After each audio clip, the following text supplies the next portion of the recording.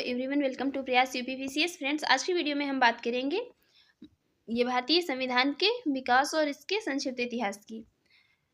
तो चलिए शुरू करेंगे। वीडियो को शुरू करने से पहले अगर आप हमारे यूट्यूब चैनल पर पहली बार हैं तो चैनल को सब्सक्राइब कर लीजिएगा, वीडियो को लाइक कर दीजिएगा एंड शेयर करिए। जो भी आपके सजेशन हो उसे कमेंट बॉक्स में ज़रूर बताइएगा। तो सबसे पहले बात करेंगे भारतीय संविधान का डेवलपमेंट एंड इसकी ये ब्रीफ हिस्ट्री की। सबसे पहले ये 1757 में प्लासी का युद्ध और 1764 में बक्सर का युद्ध होता है। ये दोनों युद्ध अंग्रेजों के द्वारा जीत लिए जाते हैं। इसके बाद बंगाल पर ब्रिटिश ईस्ट इंडिया कंपनी है इसका शासन हो जाता है और इसी शासन को अपने अनुकूल बनाए रखने के लिए अंग्रेजों ने समय समय पर कई एक्ट पारित कर दिए। जो उनका ये शासन हो गया था बंगाल पर, ये शासन उनका ये दोनों युद्ध जीतने के बाद ये 1757 का प्लासी का युद्ध और 1764 का बक्सर का युद्ध, ये दोनों युद्ध जीतने के बाद अंग्रेजों का प्रभुत्व हो जाता है बंगाल पर और यहाँ पर ये उनका शासन जो है उनके अनुकूल बना रहे, इसलिए यहाँ पर अंग्रेजों ने टाइम टाइम पर कई एक्ट पारित कर दिए और ये एक्ट भारतीय संविधान के विकास के लिए सीढ़ियाँ बनी। तो इस वीडियो में हम उन सारे एक्ट को देखेंगे। सबसे पहले बात करेंगे 1773 का रेगुलेटिंग एक्ट। 1773 का रेगुलेटिंग एक्ट पारित किया गया और इस अधिनियम का अत्यधिक संवैधानिक महत्व रहा। इसमें भारत में ईस्ट इंडिया कंपनी के कार्यों को नियमित और ये नियंत्रित करने की दिशा में ब्रिटिश सरकार के द्वारा ये उठाया गया पहला कदम था। ये जो 1773 का रेगुलेटिंग एक्ट था, ये भारत में जो ईस्ट इंडिया कंपनी है इसके कार्यों को ये रेगुलर और ये इसको कंट्रोल करने के लिए, ताकि जो है ये नियम इसलिए पास किया गया ताकि जो ब्रिटिश ईस्ट इंडिया कंपनी के कार्य हैं ये कंट्रोल में रहे और ये रेगुलर रहे, इसलिए इनके द्वारा ये उठाया गया पहला कदम था। तो ये नियमित और नियंत्रित वाला जो है ये वर्ड याद रखिए, ये स्टेटमेंट में कई बार पूछे भी गए हैं। और अर्थात ये कंपनी के शासन पर संसदीय नियंत्रण स्थापित किया जा सके, इसलिए ये 1773 का रेगुलेटिंग एक्ट पारित किया गया। इसके द्वारा पहली बार कंपनी के प्रशासनिक और राजनीतिक कार्यों को मान्यता दी गई। ये जो 1773 का रेगुलेटिंग एक्ट पारित किया गया, इसके द्वारा ये प्रशासनिक और इसके जो है कंपनी के राजनीतिक कार्य थे इनको मान्यता मिली और इसी एक्ट के द्वारा ये केंद्रीय प्रशासन की नींव भी रखी गई। तो ये एक तो पहला जो कंपनी के कार्य थे उसको ये नियमित और नियंत्रित किया गया, दूसरा उस पर ये संसदीय नियंत्रण स्थापित किया गया इस नियम के द्वारा और ये कंपनी के प्रशासनिक और राजनीतिक कार्यों को मान्यता मिली इसी एक्ट के तहत और केंद्रीय प्रशासन की नींव रखी गई इसी एक्ट के तहत। तो ये चीज़ें याद रखिए। नेक्स्ट बात करेंगे इसकी कुछ जो विशेषताएं थी। इसकी विशेषताएं थी इस अधिनियम के द्वारा जो बंगाल का गवर्नर था, पहले बंगाल का जो बंगाल में था वो गवर्नर उसको बोला जाता था। उसके बाद जब 1773 का ये रेगुलेटिंग एक्ट आ गया तो उसके बाद बंगाल का गवर्नर जनरल नाम दे दिया गया, उसको बंगाल का गवर्नर जनरल कहा जाने लगा, गवर्नर को। और ये मुंबई और मद्रास के गवर्नर इसके अधीन कर दिए गए, जो मुंबई और मद्रास के गवर्नर थे वो इसके अधीन हो गए। और इस एक्ट के तहत बनने वाले प्रथम गवर्नर जनरल जो थे वो लॉर्ड वारेन हेस्टिंग्स थे। ये मोस्ट इंपॉर्टेंट है, बहुत बार पूछा गया है कि 1773 के रेगुलेटिंग एक्ट के तहत बनने वाले बंगाल के प्रथम गवर्नर जनरल कौन थे, तो वो थे लॉर्ड वारेन हेस्टिंग्स। नेक्स्ट बात करेंगे इसी 1773 के रेगुलेटिंग एक्ट के तहत ही कलकत्ता प्रेसिडेंसी में एक ऐसी सरकार की स्थापना की गई जिसमें ये गवर्नर जनरल और उसकी परिषद के 4 सदस्य थे जो अपनी सत्ता के उपयोग संयुक्त रूप से करते थे। और इसी एक्ट के तहत कलकत्ता में 1773 में रेगुलेटिंग एक्ट आया था, पारित किया गया और 1774 में एक उच्चतम न्यायालय की स्थापना की गई जिसमें मुख्य न्यायाधीश और 3 अन्य न्यायाधीश थे। ये कई बार स्टेटमेंट ये भी पूछा गया है। तो ये कलकत्ता में 1774 में उच्चतम न्यायालय की स्थापना की गई जिसमें मुख्य न्यायाधीश थे और 3 और थे, टोटल कितने थे, 4 थे। और जो प्रथम मुख्य न्यायाधीश थे इनका नाम था sir Elijah Impey, sir Elijah Impey इनका नाम था। और तीनों ये इतने इम्पोर्टेंट नहीं है, बाकी ये जो मुख्य न्यायाधीश थे ये इम्पोर्टेंट है। नेक्स्ट बात करेंगे और इस नियम के तहत ही कंपनी के कर्मचारियों को निजी व्यापार करने और भारतीय लोगों से उपहार और रिश्वत लेने पर प्रतिबंध लगा दिया गया। ये जो एक्ट जब पारित किया गया तो उसके बाद ये मना कर दिया गया जो कंपनी के कर्मचारी हैं तो उनको निजी व्यापार करने और जो भारतीय हैं उनसे उपहार या रिश्वत नहीं वो ले सकते हैं। नेक्स्ट, इसी अधिनियम के द्वारा जो ये 1773 का रेगुलेटिंग एक्ट पारित हुआ, इसके द्वारा ब्रिटिश सरकार को बोर्ड ऑफ डायरेक्टर्स के माध्यम से कंपनी पर नियंत्रण इसका सशक्त हो गया और इसे भारत में इसके राजस्व, नागरिक और सैन्य मामलों की जानकारी ब्रिटिश सरकार को देना आवश्यक करा दिया गया। तो ये सारी चीज़ें हुई इसके तहत। नेक्स्ट जो एक्ट पारित किया गया वो हुआ एक्ट ऑफ सेटलमेंट 1781। ये रेगुलेटिंग एक्ट में कुछ कमियां रह गई थी। जो 1773 का रेगुलेटिंग एक्ट था उसके बाद उसमें कुछ कमियां रह गई थी, तो उन कमियों को दूर करने के लिए ये एक्ट ऑफ सेटलमेंट 1781 एक्ट का प्रावधान किया गया। और इस एक्ट के अनुसार कलकत्ता की सरकार थी, इसको बंगाल, बिहार और उड़ीसा के लिए विधि बनाने के प्राधिकार प्रदान कर दिए गए। ये बंगाल, बिहार और उड़ीसा के लिए विधि बनाने के प्राधिकार इसको प्रदान कर दिए गए। उसके बाद एक ये 1784 का पिट्स इंडिया एक्ट पारित किया गया। इनका ये मतलब कई बार ये इनको अरेंज करने को भी दे देता है, तो ये इनका सीक्वेंस भी याद रखिए। 1784 में पिट्स इंडिया एक्ट पारित किया गया और इस एक्ट के द्वारा दोहरे प्रशासन का प्रारंभ हुआ।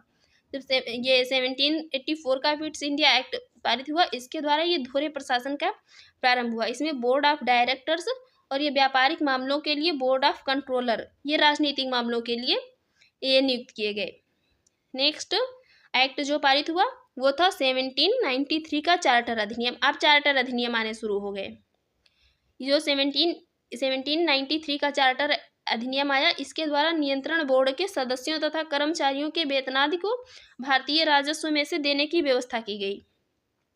जो ये कर्मचारी थे मतलब नियंत्रण बोर्ड के, और जो सदस्य और जो कर्मचारी थे, तो इनको क्या किया गया, इनको जो भारतीय राजस्व था इसमें से ये मतलब वेतन देने की व्यवस्था की गई 1793 के चार्टर अधिनियम के बाद। उसके बाद चार्टर अधिनियम आता है 1813 का चार्टर अधिनियम। 1813 का जो चार्टर अधिनियम आता है, तो इसकी कुछ मतलब जो मुख्य विशेषताएं थी वो इम्पोर्टेंट थी। इसमें सबसे इम्पोर्टेंट क्या चीज़ की गई कि जो कंपनी के अधिकार पत्र थे इनको 20 वर्षों के लिए बढ़ा दिया गया। ये कंपनी के जो अधिकार पत्र थे इसको 20-20 वर्षों के लिए लगातार मतलब बढ़ा रहे थे। ये कंपनी के अधिकार पत्र को 20 वर्षों के लिए इसमें बढ़ा दिया गया। उसके बाद कंपनी के भारत के साथ जो व्यापार करने के एकाधिकार था उसको छीन लिया गया और चीन के साथ व्यापार और पूर्वी देशों के साथ चाय के व्यापार के संबंध में 20 वर्षों के लिए एकाधिकार प्राप्त रहा। जो भारत के साथ व्यापार करने का एकाधिकार था उसको तो छीन लिया गया। इस एक्ट के तहत जो 1813 का चार्टर अधिनियम आया और जो चीन के साथ व्यापार और जो पूर्वी देशों के साथ चाय के व्यापार का संबंध था, इसको 20 वर्षों के लिए एकाधिकार इसको प्राप्त रहा।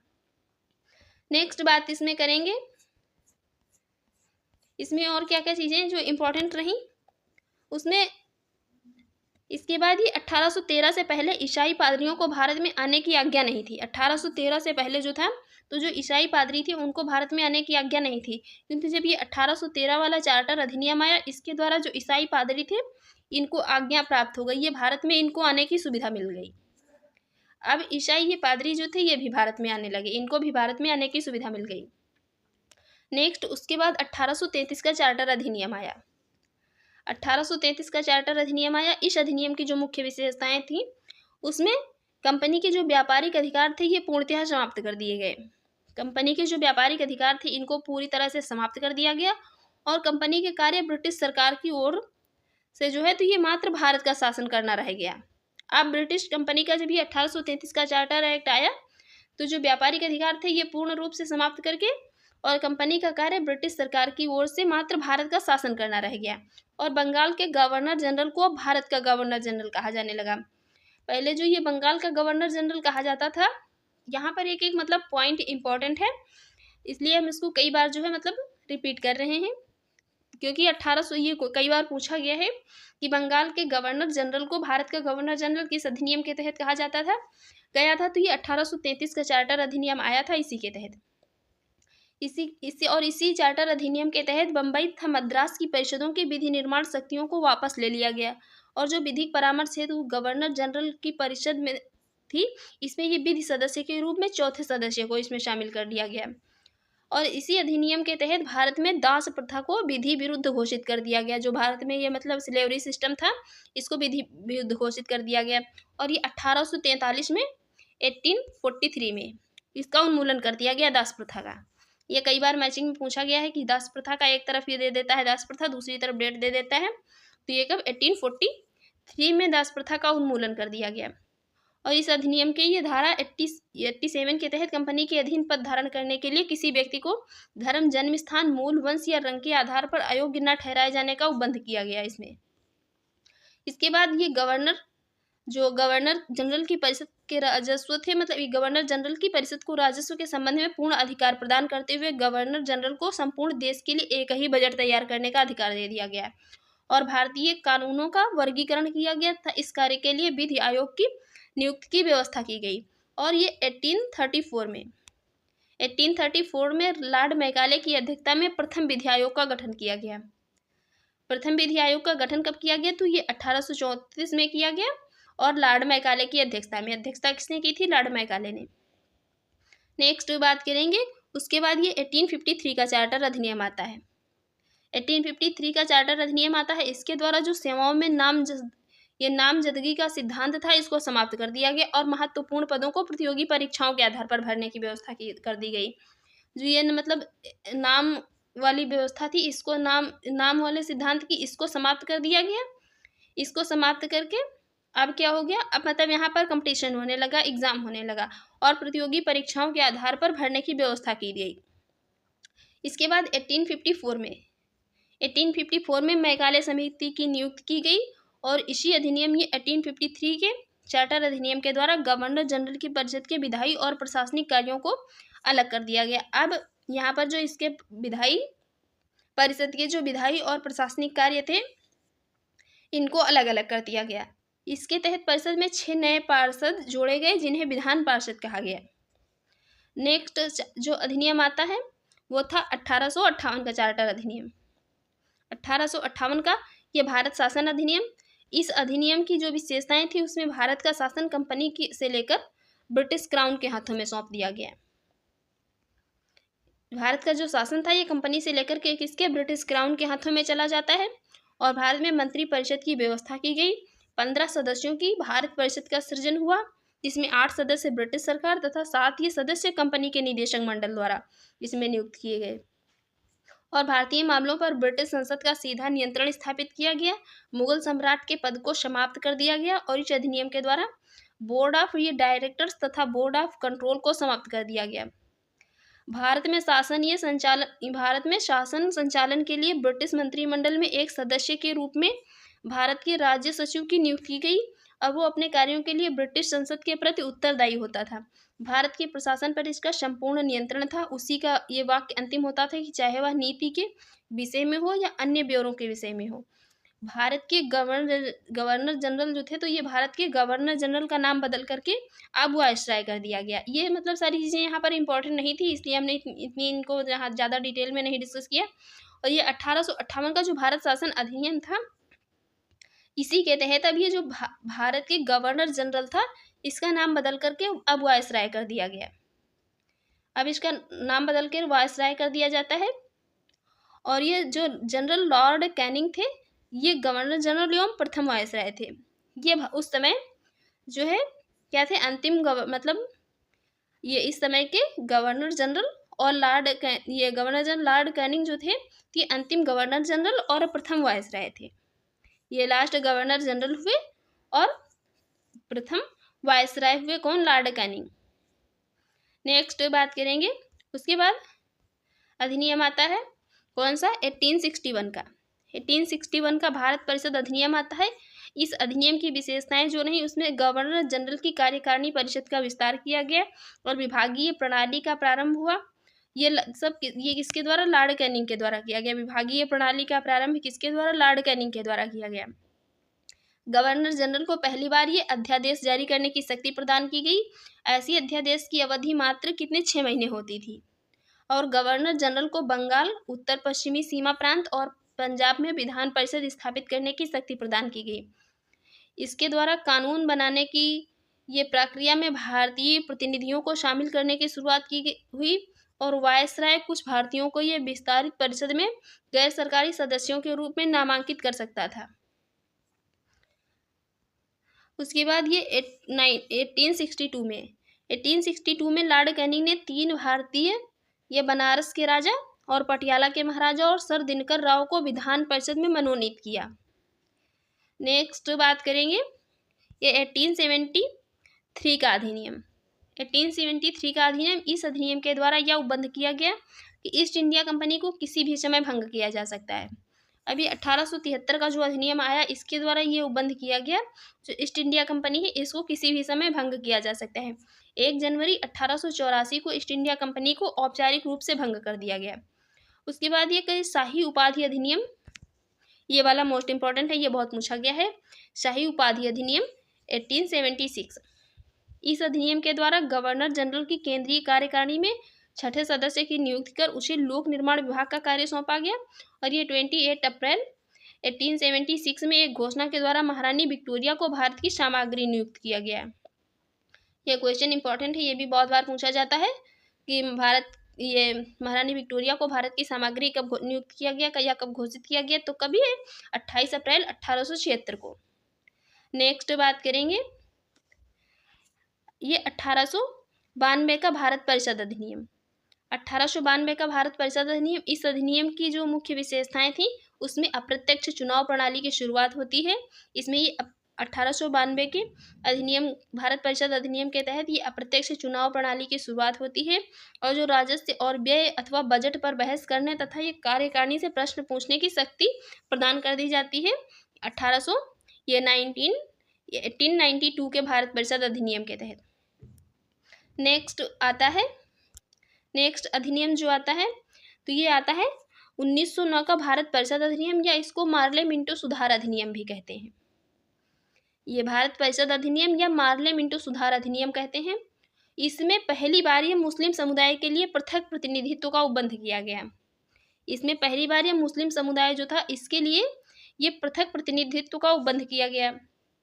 और इसमें इसी के अंतर्गत मुस्लिम सदस्यों का चुनाव मुस्लिम मतदाता ही कर सकते थे। जो मुस्लिम सदस्य होते थे उनका चुनाव कौन कर सकता था? मुस्लिम मतदाता ही कर सकते थे। ये भारत सरकार अधिनियम के तहत ऐसा पहली बार विधायिका में कुछ निर्वाचित प्रतिनिधि की मंजूरी के तहत ऐसा किया गया। और इस अधिनियम जो है ने क्या किया, जब मतलब क्या हुआ, यहाँ पर इस चीज़ को लागू कर दिया गया कि मुस्लिम सदस्यों का चुनाव जो है मुस्लिम मतदाता ही कर सकते हैं।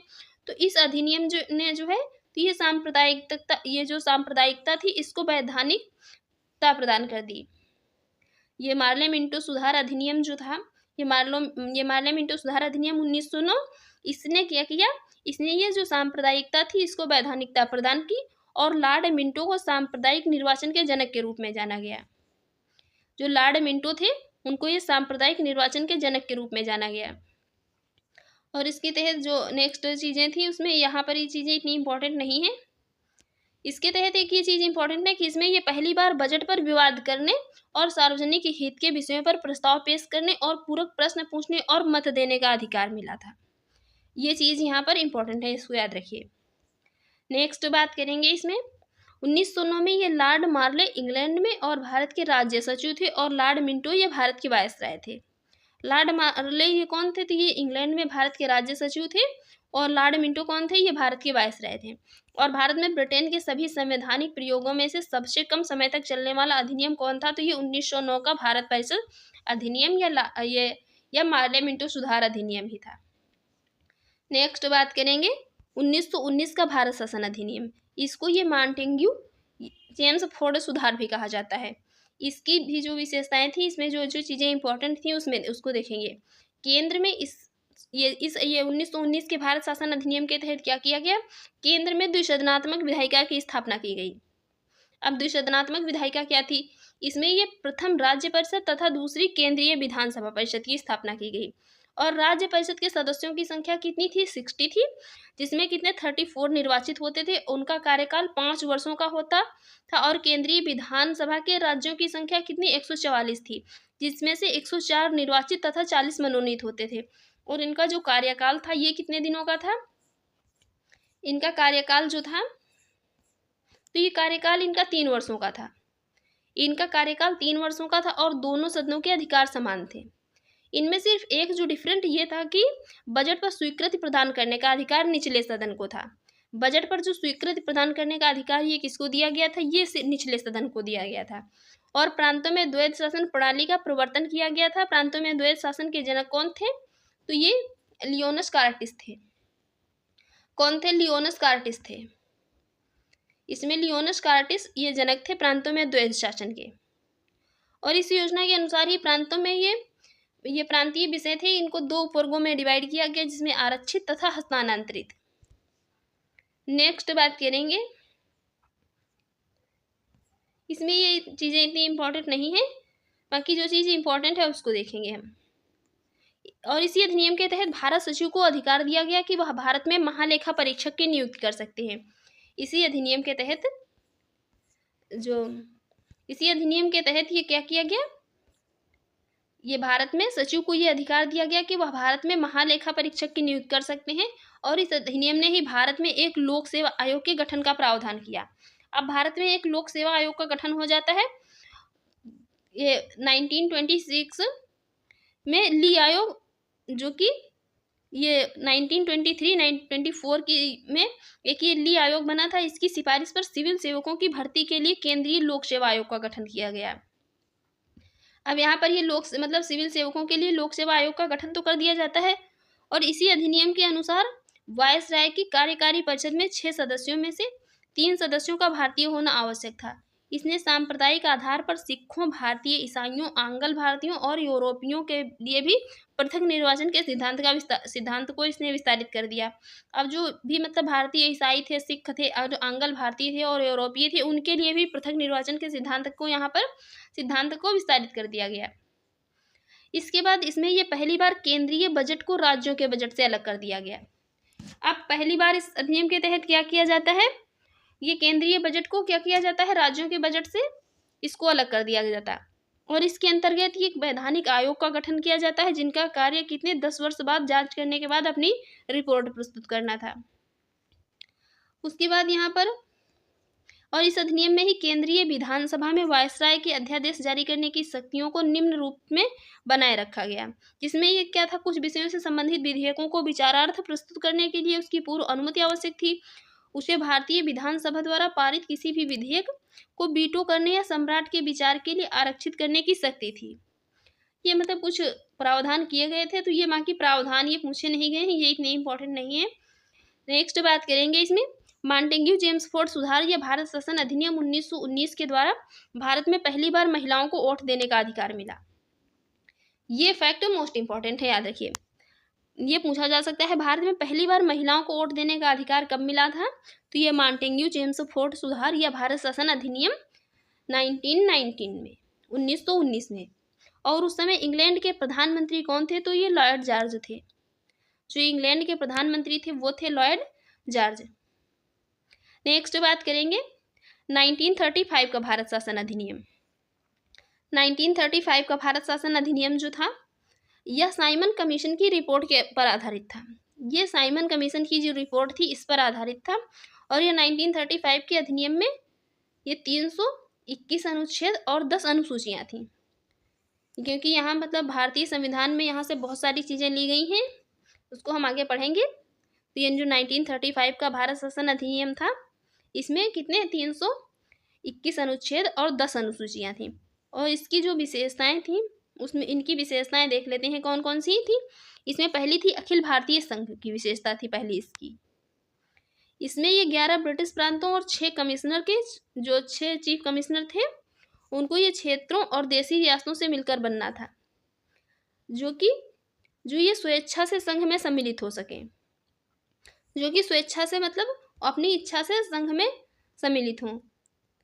और बाकी यहाँ पर एक बस ये इम्पोर्टेंट है, इसमें जो इसके कि अखिल भारतीय संघ की विशेषता थी, ये इसकी 1935 अधिनियम की विशेषता थी। नेक्स्ट बात करेंगे जो इसमें प्रांतीय स्वायत्तता थी। प्रांतीय स्वायत्तता जो इसकी थी, इस अधिनियम के द्वारा प्रांतों में द्वैध शासन व्यवस्था का अंत कर उन्हें स्वतंत्र और स्वशासित ये संवैधानिक आधार प्रदान किया गया। जो ये केंद्र और राज्य वाली व्यवस्था थी, इसको इस अधिनियम के तहत समाप्त कर दिया गया। ये द्वैध शासन वाली व्यवस्था को 1935 ये अधिनियम के तहत समाप्त कर दिया गया और उन्होंने एक स्वतंत्र और स्वशासित संवैधानिक आधार प्रदान किया गया। नेक्स्ट इसकी जो विशेषता थी